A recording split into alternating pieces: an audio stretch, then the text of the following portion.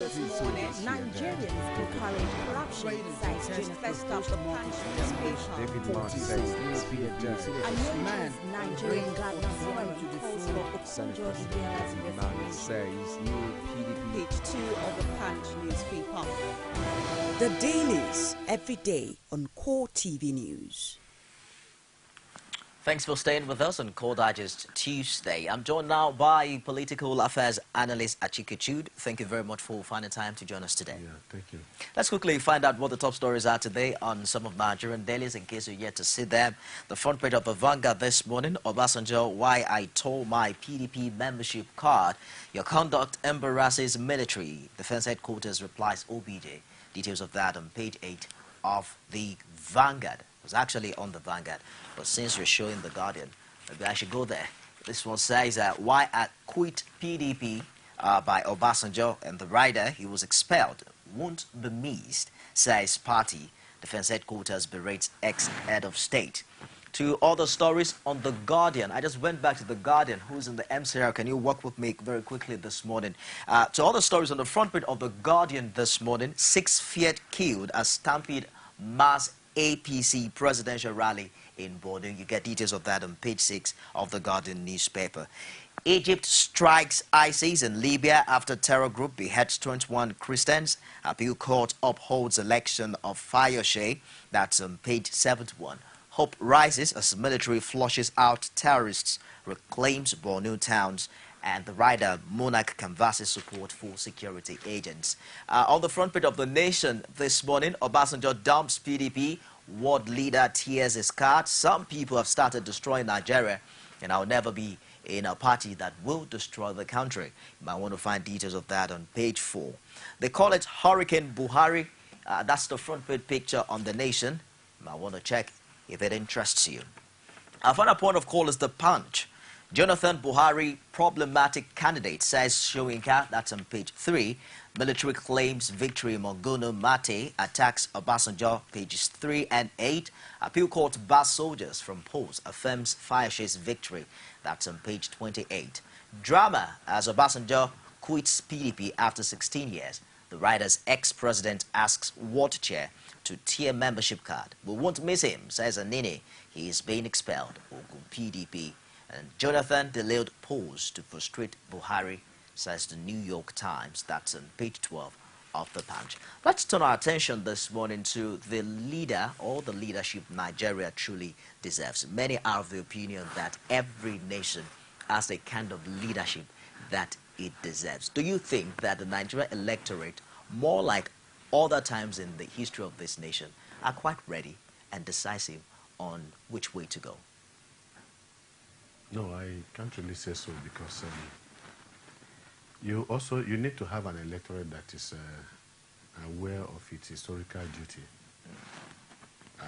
with regards to their nation.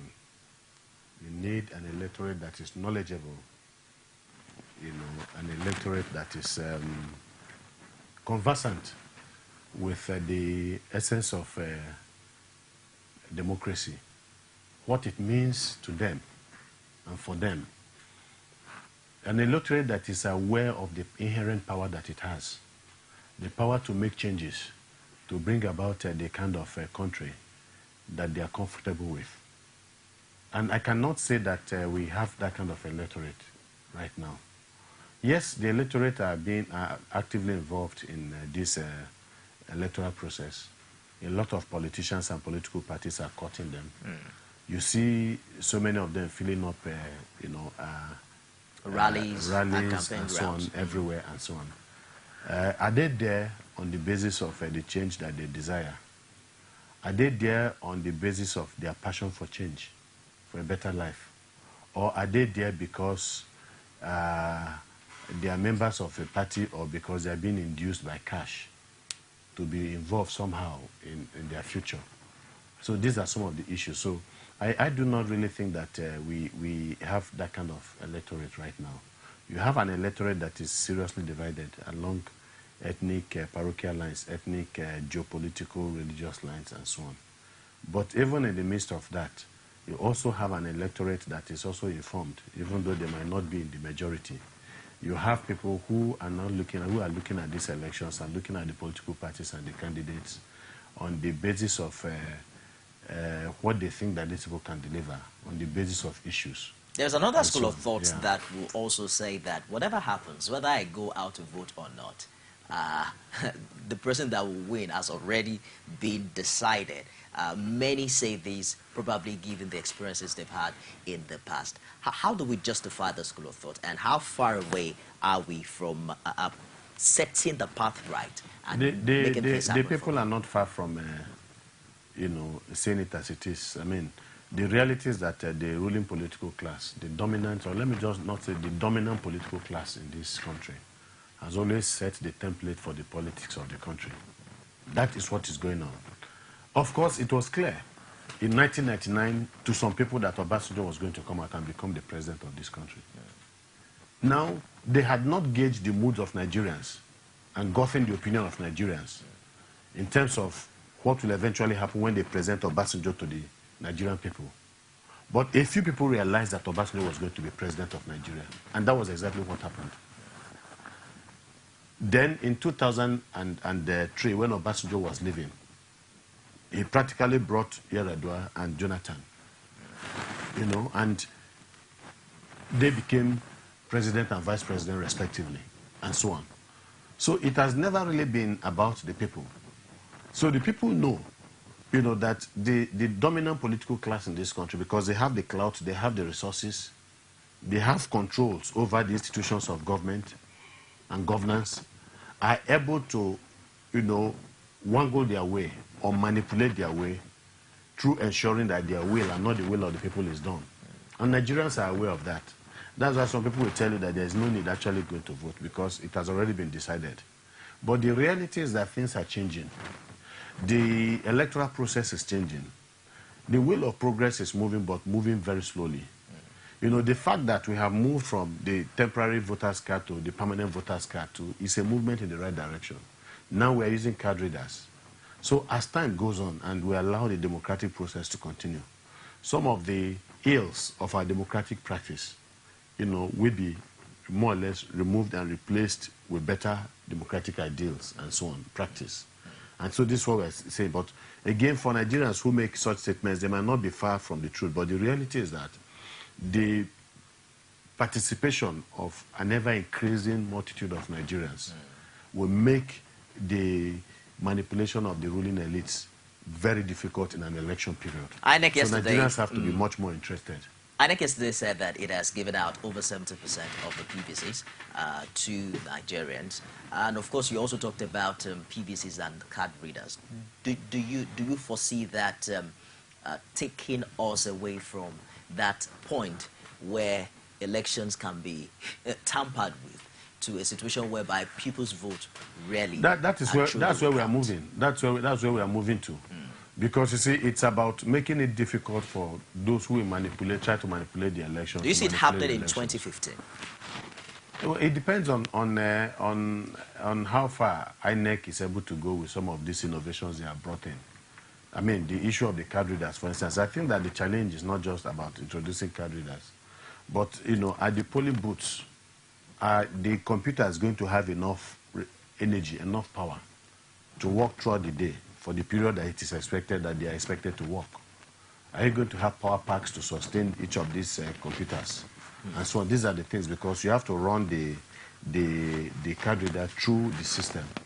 Do you understand? So that it gives you the desired results. So I think that is a challenge. We all know that battery cells have a lifespan.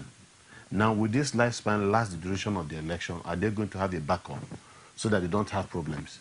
I think that will be the biggest challenge of INEC, because, of course, you know that you cannot rely on energy in this country. Let's quickly turn our attention to the quality of leadership that Nigerians look out for, the quality of leadership that is also available to pick from. For instance, Professor Wole Soyinka says on the front page of the Punch this morning, Jonathan Buhari, problematic candidates. I was also with NCP presidential candidate on the show last week. He was talking about how unfair the system is to other presidential candidates that are also contesting in this election. Would you say that Nigerians really do have the multiplicity of choices, valid choices now, to pick from?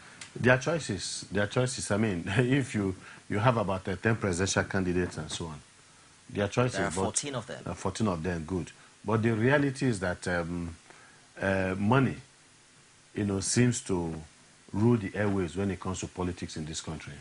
And people have complained about how expensive, the democratic process in Nigeria is, especially the presidential system of government, how very expensive it is. In the elections, it's even worse. We have a law, that regulates, or that is supposed to regulate, financial contribution during the electoral process.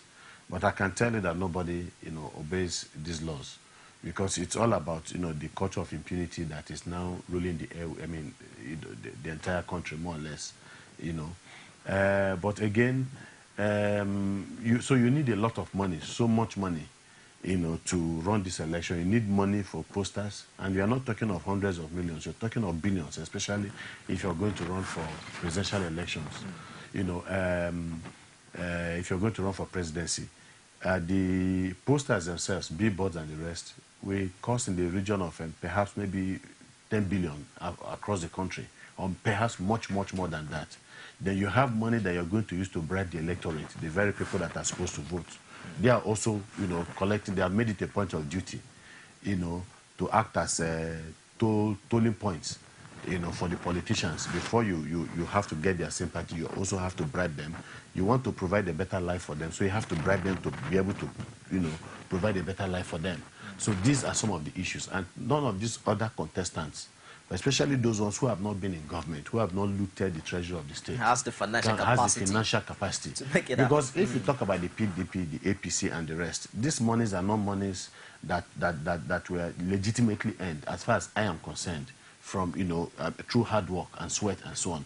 Some of the monies that we are seeing today in the political process are monies that were illegitimately taken out of the Nigerian state. You understand? And are now being used to prosecute election. So it puts these other people, these other candidates you're talking about, at a very clear disadvantage, that they can't even begin the process of electioneering itself if they want to be sincere with themselves, because of this handicap, not because they lack the capacity, not because they lack the zeal and the patriotism and the commitment needed to run this country, not because they lack the vision, you understand, and the clarity of purpose and so on, and the courage to be involved in the electoral process, but simply because they have not been opportune to be in government to loot the treasury of the state in order to prosecute election. Does that not in any way tampers with the credibility of this election even before it got started? Because we're looking at a situation whereby you are convinced that only the two parties who are visible, the two candidates who are visible, probably one of them would win this election. Does that not limit the choices of people, and of course in that way limit the credibility of the Nigerian choice in 2015? I don't know whether it limits the credibility of that. If ultimately Nigerians go to vote, and if their votes count, regardless of the existence of the other 12 candidates and so on, you cannot say that it lacks legitimacy once the people themselves have expressed their will at the polls. The reality is that there are those who want to consider perhaps some of the, among the remaining 12 candidates and so on, but have looked at it from the point of fact that even if they vote for them, their vote will be wasted. So they might as well choose between two other people, whether you call them, they have to make a choice between the devil and the deep blue sea. You understand? Whether they have to make a choice between Satan and Lucifer, or whether they have to make a choice between people that they respect. So they get a lesser you understand? So whichever way, ultimately at the end of the day, once they have cast their vote and somebody emerges as a result of that process, provided that votes count, it can never take away from the legitimacy. What you're saying is that the way it's going now, Nigerians might not eventually pick the best candidate out of the 14. Like I said, we can't talk about the 14. We can talk about the two, the PDP and the APC. Those are the ones that are visible. Those are the ones that, are racking up the controversies. Those are the ones that people are looking at, not the other 12. You understand? The other 12 have not been able to put themselves in a state of reckoning, where people begin to see that, look, yes, perhaps we can look at this people. Perhaps they have what it takes. The reality is that you need money to be able to project yourself to that. Are we going to put level. that fault at their doorstep, or it is a challenge of the system that has not given them, you know? It's a Nigerian issue. It's not the problem of this. It's a Nigerian issue. It's a Nigerian issue because, you know, we have made money the all in all, you know, for elections. And the reality is that, you know, people are encouraged to steal as much as they can, and then when it comes to the electoral period, use part of the money that they have stolen to get themselves back into power so that they can take more. Now, I'm not saying that these candidates, when they get into power, will continue to do that. You understand? But the reality is that there's a prevailing culture of impunity in this country, where people know that they can loot the treasures of the Nigerian state, commit all kinds of crimes, and nothing is going to happen. Because that is the way the state is geared. The state is now motivated, I would say, by corruption, and it is sustained by corruption. You know, so this is the reality on ground. And that is why, you know, people are looking for a situation where this current, you know, I mean, where this current situation will change for the better, where we have people that are much more committed, people that are much more committed to the issue of transparency and accountability and so on and so forth, so that hopefully, you know, as they begin to implement this thing at that stage, you know, maybe at the national level, it begins to trickle down to other, you know, segments of the Nigerian confidence society. do we have that a corrupt system can provide a corrupt-free leader? No, it's not possible. I mean, already the process of this election is being sustained and motivated by, you know, corruption. There are those people who want to get to power to also sustain, you know, the economic interests. And of course, the economic interests we are talking about are economic interests that have been realized as a result of corruption. And so you need corruption to sustain corruption. That is reality. But ultimately, at the end of the day, corruption is self-destructive, because you now create a situation where, you know, all kinds of social diseases, social maladies, social vices are generated as a result of the corruption in the system. That ultimately threatens the very foundation and the existence of the system itself. Now you see that Nigeria has come to a crossroad. The economy is in a state of doldrum. Things are not moving well within the, you know, the Nigerian state and so on. There is social disharmony. Industries have collapsed. Then you now have all kinds of, you know, acts of terrorism in this country. All of these things threaten the fabric of the Nigerian state. And if you want to ask yourself why this is happening, they are happening because corruption has been allowed to pervade the political landscape in this country for so many years and has brought the country now to the brink. So corruption ultimately destroys. It's like a virus that is in the system. It destroys everything, every segment of the Nigerian society. Whether you talk of education, you talk of healthcare, you cannot deliver on anything until, you know, you now show the willingness to tackle corruption. And in doing that, you know, you must also be ready, you must also be conscious to commit what people will call, you know, a standard political theory, class suicide. For instance, if you have been brought about through the corruption process to become president of this country, and you truly want to make a change in the country, then you must be able to destroy those processes and the people that help to bring you to power. That's what I mean by class suicide. This is the class that you belong to, the class that has sustained you.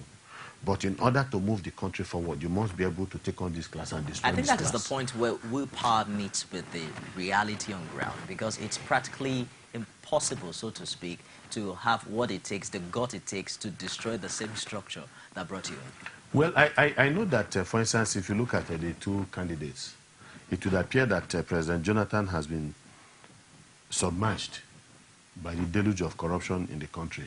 He finds it very difficult, obviously, to move against corrupt people and so on, because you know, the entire country is surrounded by corruption, especially political corruption. You know, so you know, and there's no way he's going to do that without taking on the very people that have also helped him in his rise to power and that have also helped to sustain him. So it's a very big dilemma for the president, for President Goodluck Jonathan, a very big problem. Now, Buhari is running on the basis of anti-corruption, drive. One of the major, when you're talking about his virtues, one of the major virtues that you talk about, before you talk about any other thing, is the issue of integrity. So he's there. Now, perhaps it might be much more easier for him to do what maybe Jonathan has not been able to do. But there's also a contradiction, because some of the people who are also with him, who are also financing, the Buhari for the president project and so on, are people who have also corruptly enriched themselves from the system. Past governors, former governors, and so on and so forth. So how is Buhari now going to tackle corruption when he gets there? Yes, as a person, he has shown the moral character,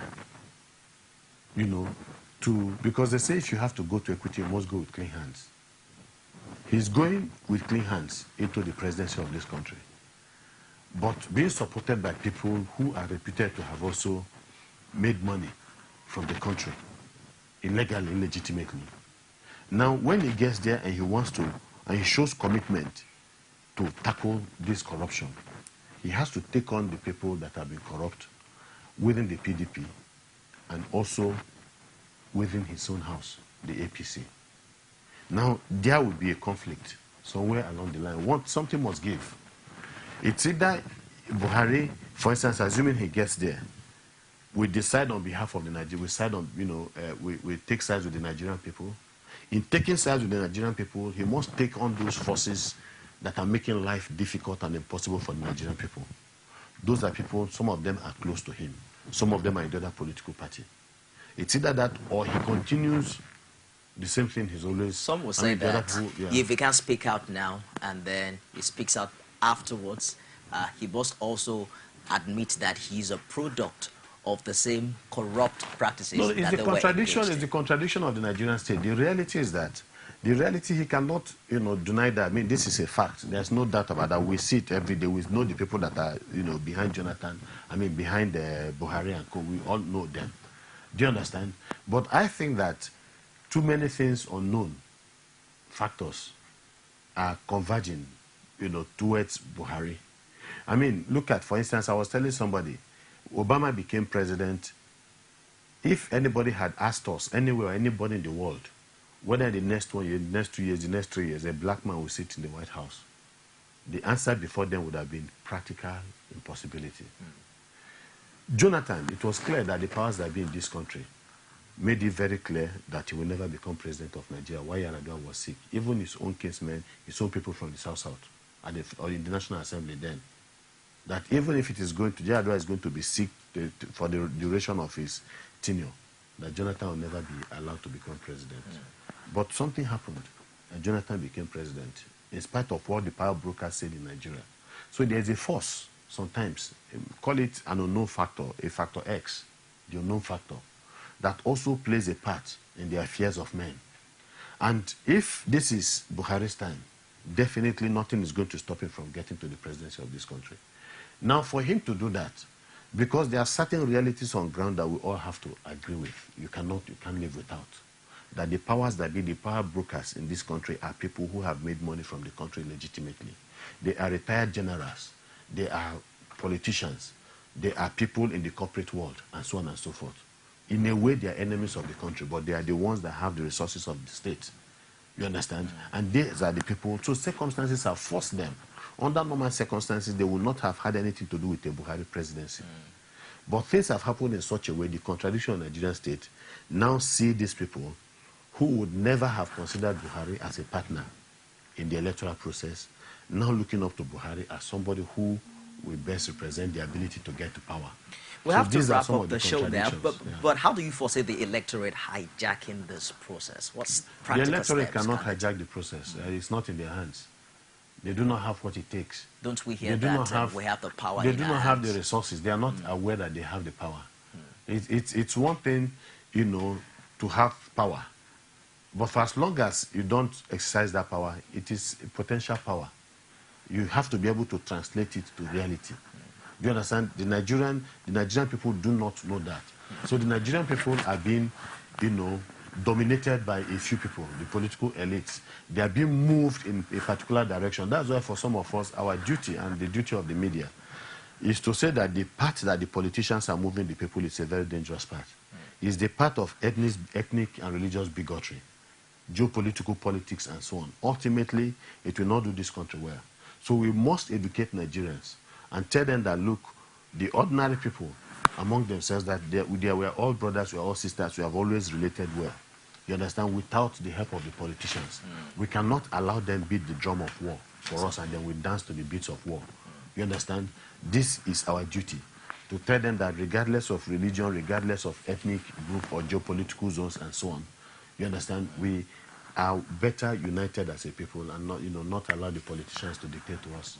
Thank you very much for joining us today on Cold Digest. ACHIKE CHUDE is a political affairs analyst. We hope that you also have time to join us subsequently on the program. Well, a big thank you to Chief Bade Mustafa, DG of Amosun Governorship Campaign Team, joined us earlier on the show via telephone. We also spoke with Ogun State PDP Chairman Dayo Bayo, who also gave us some opinions as regards the development story on the former president leaving PDP yesterday. A big thank you to our caller Samuel Corden from Benin, Alexandra Corden from Lagos. We had Ahmed Kos from Kaduna, and then Ibrahim Corden from Abuja, and Tuchuku also called us in from Anambra. Thank you very much for watching. A big thank you to the production crew.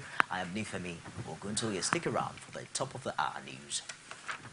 You can now watch Core TV News live from anywhere in the world on our website www.coretvnews.com. Click on Live TV on our website and watch us live. And welcome to Core TV Primetime Days. To follow us on Twitter, click on Twitter icon on our website. On Facebook, click on the Facebook and YouTube to see all our previous news production. You can also watch us live on YouTube. Click Core TV, leave a space, then News. Core TV News, a 24-hour news station.